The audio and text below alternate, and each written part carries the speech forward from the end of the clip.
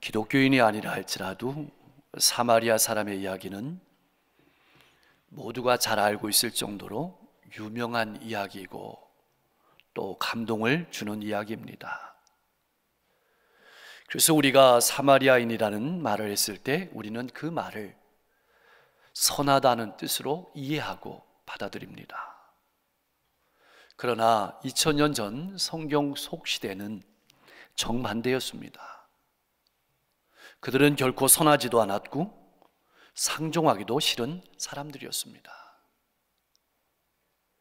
그런 시대적인 상황 속에서 예수님의 말씀을 듣고 있던 한 율법의 최고 전문가가 진리를 알기 위한 열정이 아니라 예수께서 율법을 얼마나 잘 알고 있는지 시험하기 위해서 자리에서 일어나 질문을 던졌습니다. 내가 무엇을 하여야 영생을 얻겠습니까? 이 율법사는 영생을 행위의 열매로 이해했습니다. 자신의 노력과 자신의 힘으로 영생을 얻을 수 있다고 생각한 것입니다. 그러자 예수님께서 질문하십니다. 율법에 무엇이라고 기록되어 있으며 내가 어떻게 읽고 있느냐? 기록되어 있는 것도 중요하지만 그 말씀을 마음에 어떻게 새기고 있느냐, 그 말씀을 삶으로 살아낼 줄 아느냐, 그렇게 물으신 겁니다.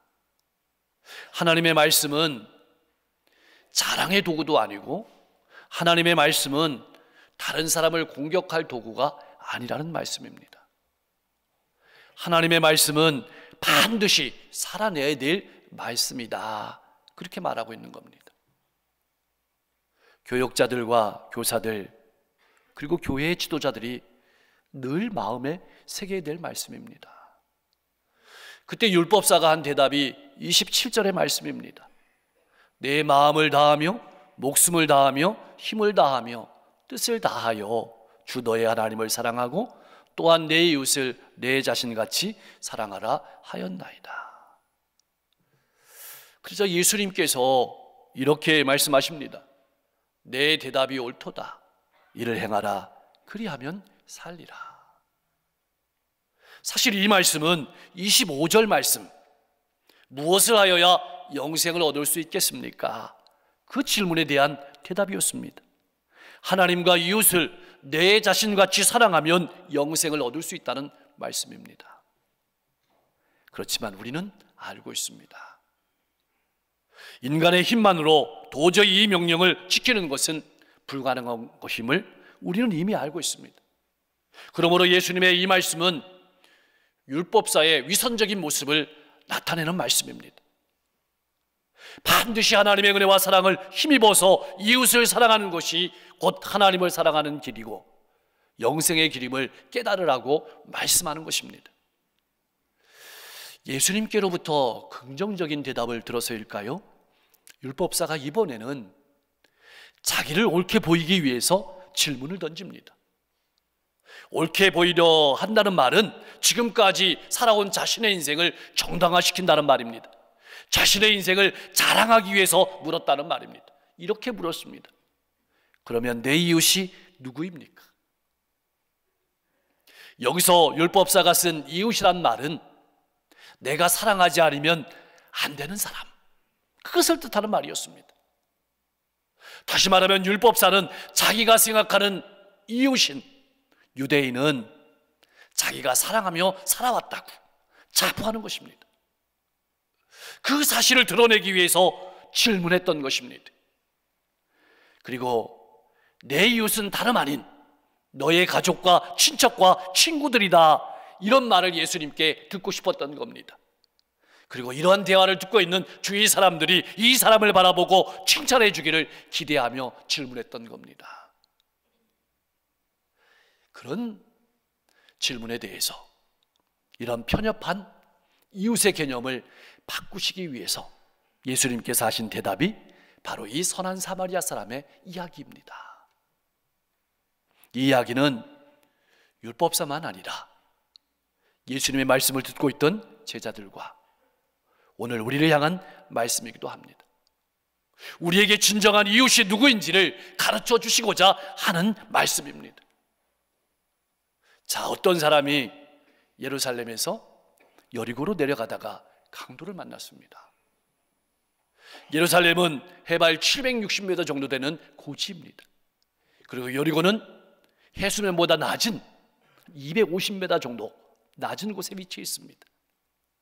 그리고 이 도시의 사이는 한 30km 정도 됩니다. 그러니까 높은 지역에서 낮은 지역으로 내려가는데 여기에는 암석이 많습니다. 그러다 보니까 강도들이 자주 출몰했습니다. 그 길에서 강도를 만난 것입니다. 강도는 물건만 빼앗은 것이 아니라 옷까지 빼앗고 후환을 없애기 위해서 폭행을 했습니다. 그래서 죽을 지경이 되었습니다. 성경 말씀은 거반 죽었다고 표현하고 있습니다. 거반 죽었다는 말씀은 도저히 혼자의 힘으로는 어쩔 수 없는 상태를 말하고 있는 것입니다. 바로 우리의 상태를 나타내는 말이기도 합니다. 우리 스스로의 힘으로는 도저히 구원할 수 없는 상태를 나타내는 말이기도 하다는 것입니다. 31절 말씀에 보니까 마침 그곳에 한 제사장이 지나갔습니다. 마침이란 표현은 우연히 지나갔다는 뜻이죠. 근데 제사장은 쓰러져 있는 사람을 보았습니다. 그러나 피하여서 반대편으로 갔습니다. 왜 그랬을까요? 성경이 말해주고 있지 않으니까 우리가 잘 알 수 없습니다. 아마 자신도 강도를 만나는 것이 두려워서 그랬을 수도 있습니다. 그리고 혹은 이미 죽었다고 판단돼서 죽은 시체를 만지면 자기가 부족해진다는 생각으로 그 자리를 떠날 수도 있었을 것입니다.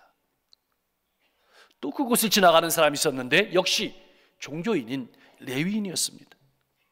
그런데 어찌된 일인지 레위인도 그를 보고 피하여 지나갔습니다. 왜 피하여 갔을까요? 진짜 이유는 무엇이었을까요?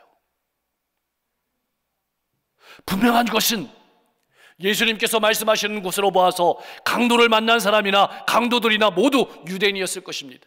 만약 사마리아인이었다면 쳐다보지도 않았을 것입니다.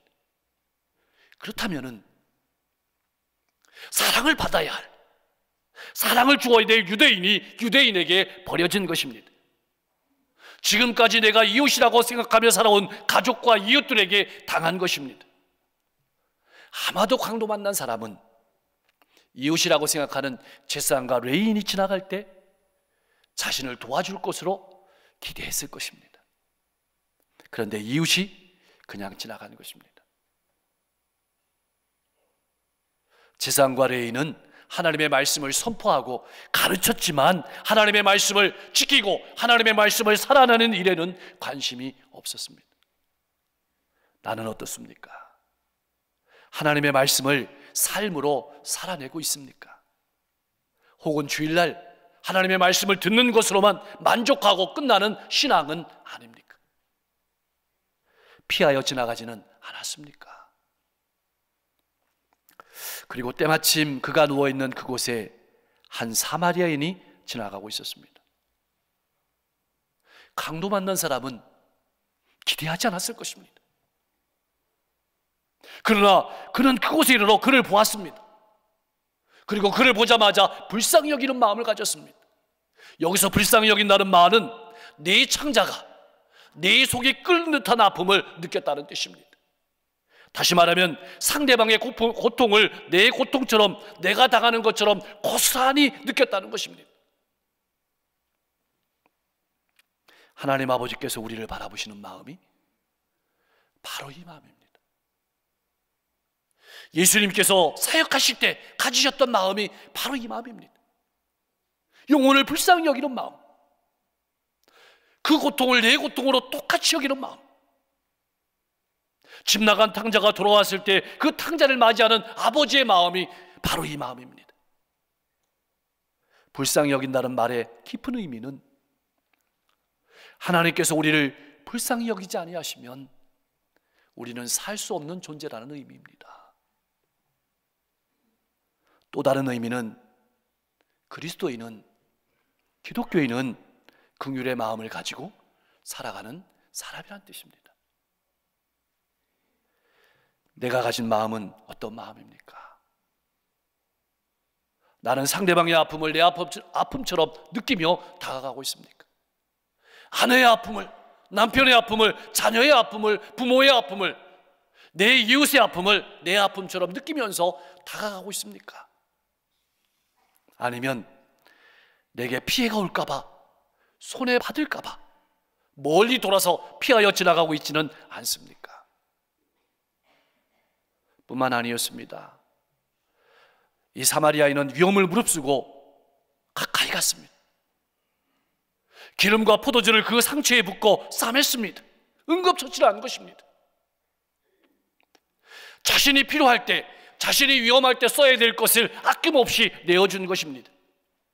싸맸다는 표현은 붕대로 묶었다는 뜻이기도 하지만, 만약 붕대가 없었다면 자기의 머리에 쓰고 있던 수건을 풀었을 것입니다. 그것도 없었다면 자기의 속옷도 찢었을 것입니다. 그래서 싸매어 주었다는 것입니다. 그것만이 아니었습니다. 그 강도 만난 사람을 짐승에 태웠습니다. 내 자리를 양보한 것입니다. 나는 걸어갔다는 뜻입니다. 사마리아인은 그를 주막으로 데려갔습니다. 편하게 치료할 수 있는 장소로 데려간 것입니다. 이 말은 책임을 지고 환자를 돌보아 주었다는 뜻입니다. 사랑하는 성도 여러분, 나의 사랑은 어떤 사랑입니까? 긍휼히 여기는 사랑입니까? 나를 아낌없이 내어주는 사랑입니까? 여러분에게는 이러한 이웃이 얼마나 있습니까? 이러한 이웃을 만드는 유일한 길은 내가 먼저 이러한 이웃이 되는 것입니다. 35절 말씀에 보니까 그 이튿날이라는 표현이 있습니다. 이 말은 정확하게 그날 새벽이라는 뜻입니다. 새벽에 일찍이 일어나야 될 정도로 이 사마리아 사람은 아주 바쁜 사람이었습니다. 그런데 도움이 필요한 사람을 위해서 자신의 물질, 자신의 시간까지 희생한 것입니다. 그뿐 아닙니다. 그는 데나리온 둘을 내어주면서 돌봐줄 것을 부탁합니다. 데나리온 둘은 성사학자들의 계산에 따르면 보름치 이상의 숙박비에 해당하는 값이었습니다. 그것도 모자라 만약에 모자란다면 돌아올 때 갚으리라고 부탁합니다. 완전히 회복할 때까지 곤경에 처한 사람을 돕겠다는 뜻입니다. 사랑하는 성도 여러분, 우리가 이웃을 사랑한다는 것은 무엇을 의미하는 것일까요? 그리스도인이 된다는 것은 무엇을 의미하는 것일까요? 그리스도인으로 살아간다는 것은 무엇을 의미하는 것일까요? 그것은 값을 치르는 것을 의미합니다.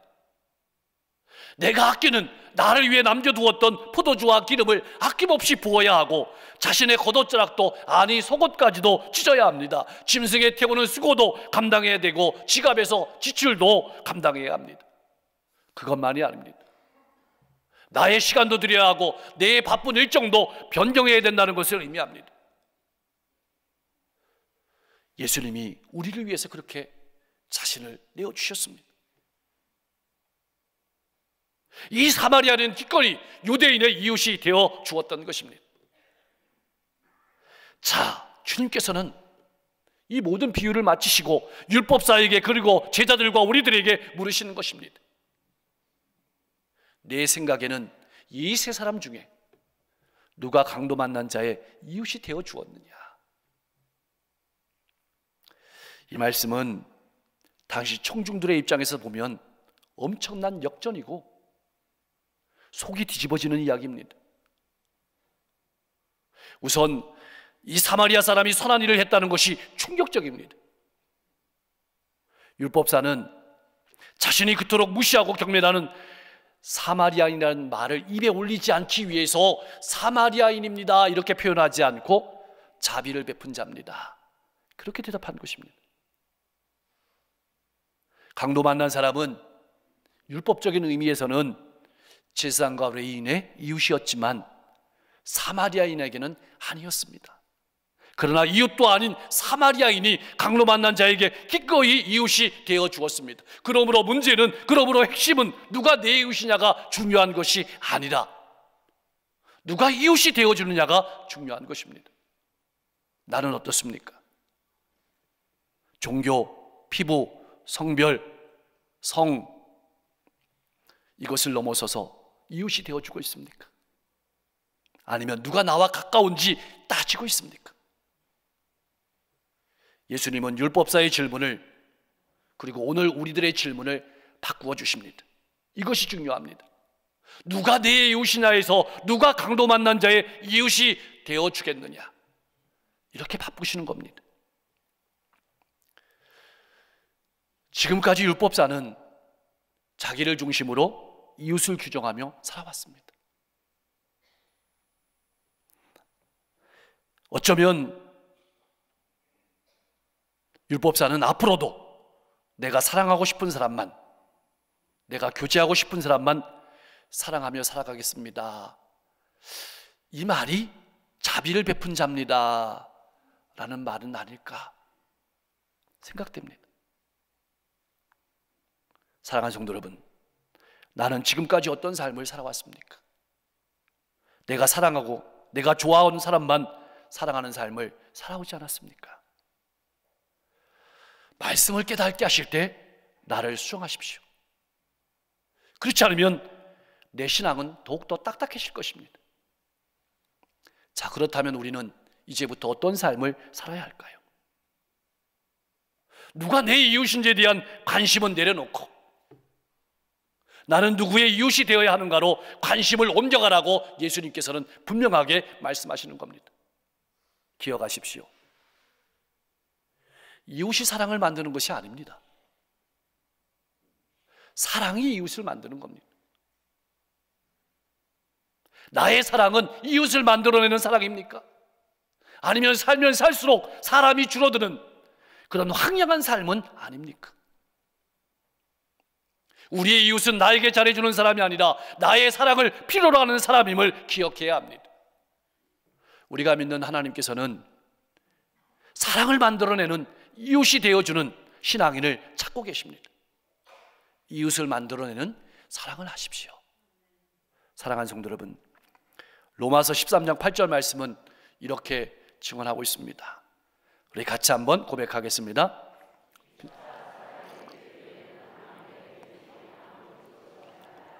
남을 사랑하는 자는 율법을 다 이루었느니라. 교회는 어떤 곳이 되어야 할까요? 교회는 어떤 곳일까요? 서로에게 사랑을 베풀고 사랑을 받으며 살아가는 이웃이 되는 것입니다. 주님 안에서 주님의 긍휼로 서로 어울러 지내는 곳이 교회입니다. 교회는 많이 아는 것보다 사랑이 중요합니다. 세상이 우리를 바라보는 것은 우리가 말씀을 얼마나 아느냐가 아닙니다. 얼마나 사랑하느냐를 보는 것입니다. 얼마나 나를 내어주는 이웃인가를 보는 것입니다. 그런 이웃이 되시겠습니까? 단순히 너도 가서 이와 같이 하라라는 교훈 너머에는 엄청난 도전이 들어있습니다. 이런 도전입니다. 내가 싫어하는, 내가 만나고 싶지 않은, 내가 이웃이라고 생각하지 않은 사람을 내 이웃으로 인정할 수 있느냐? 만약 인정하지 않는다면 너의 미래는 기쁨이 없을 것이다. 너의 미래는 어두울 것이다. 이 말씀입니다. 더 나아가 예수님은 사마리아 사람과 로마인을 비롯해서 믿지 않는 사람들과 편을 가르는 방법으로는, 그렇게 사는 방법으로는 하나님의 은혜와 사랑을 삶으로 보여줄 수 없음을 깨달으라고 우리에게 말씀하시는 것입니다. 사랑하는 성도 여러분, 그리스도인은 편을 가르는 사람이 아닙니다. 선한 사마리아인은 자기를 무시하는 유대인까지 자기의 이웃에 포함시켰습니다. 이 비유를 듣고 있는 제자들, 그리고 우리는 이웃에다가 누구를 포함시켜야 될까요? 예수 믿지 않는 사람들, 다른 종교 사람들, 다른 나라 사람들은 물론이지만 심지어 내게 아픔을 주는 사람들, 나를 박해하는 사람들까지 우리의 이웃에 포함시켜야 할 것입니다. 그것이 바로 십자가의 사랑입니다. 주님은 우리가 사랑해야 될 이웃에 대해서 고민하지 말라고 하십니다. 이웃사랑은 골라서 하는 것이 아니라는 말씀입니다. 이웃사랑은 누구라도 도움이 필요한 사람이 있다면 그의 이웃이 되어 주어야 하는 것입니다. 마음이 먼저 가야 합니다. 긍휼이 없는 의무감으로 하는 도움은 별로 가치도 없을 뿐만 아니라 오래가지도 못할 것입니다. 꼭 기억하십시오. 하나님의 한량없는 은혜와 사랑이 다른 사람에게 적극적인 사랑으로 표현되는 구체적인 삶의 현장이 없다면 성전에서 드리는 우리의 예배는 힘을 잃게 될 것입니다. 우리의 인생은 어둠으로 가득하게 될 것입니다. 기쁨이 없을 것입니다. 그리스도인으로 산다는 것은 이웃이 되어주는 것입니다. 주님께서 우리를 사랑하신 그 사랑으로 사랑하며 이웃이 되어줄 때 우리의 삶에는 기쁨이 넘치게 될 것이고 우리의 예배는 점점 더 풍성해지고 힘을 얻게 될 것입니다. 그러한 축복이 가득할 수 있기를 주님의 이름으로 간절히 축원합니다. 기도하겠습니다. 말씀을 듣는 것에서 그치는 것이 아니라 마음에 새기며 살아내어 열매 맺게 하여 주옵소서. 하나님의 은혜와 사랑으로 이웃을 사랑하며 영생을 소유한 자로 힘있게 살아가게 하여 주시옵소서. 예수님께서 우리를 긍휼히 여기신 것처럼 우리도 긍휼히 여기며 나를 내어주는 삶, 이웃이 되어주는 삶을 살아가게 하여 주옵소서. 이를 위해서 물질도 시간도 수고도 아끼지 않은 삶을 살아가게 하옵소서. 날마다 더 많은 사람을 사랑하고 이웃이 되어주는 삶으로 우리의 삶에 기쁨이 넘치고 우리의 예배가 풍성해지게 하여 주옵소서. 2024 강원 청소년 동계올림픽이 잘 마무리될 수 있도록 남은 모든 일정도 함께 해주시고, 세계 곳곳에 전쟁이 있습니다. 전쟁이 그치고 속히 평화가 정착되게 하시고, 지진 또 기근 재해 가운데서 회복시켜 주옵소서. 우리 성도님들 1월 한 달도 잘 마무리하고 새로운 2월도 기도하며 하나님의 은혜와 사랑으로 맞이할 수 있도록 역사해 주시옵소서. 이번 주 목요일부터 있을 청소년 수련회 열심히 기도하고 준비했습니다. 우리 다음 세대가 은혜 받고 하나님의 은혜와 사랑 안에서 더 든든히 설 수 있는 좋은 기회가 될 수 있도록 역사해 주시고, 무엇보다 우리 모든 자녀들의 앞길을 하나님 활짝 열어주시고, 자녀들 또 후손들이 믿음 안에서 든든히 서는 믿음의 명문 가문을 이룰 수 있도록 역사해 주옵소서.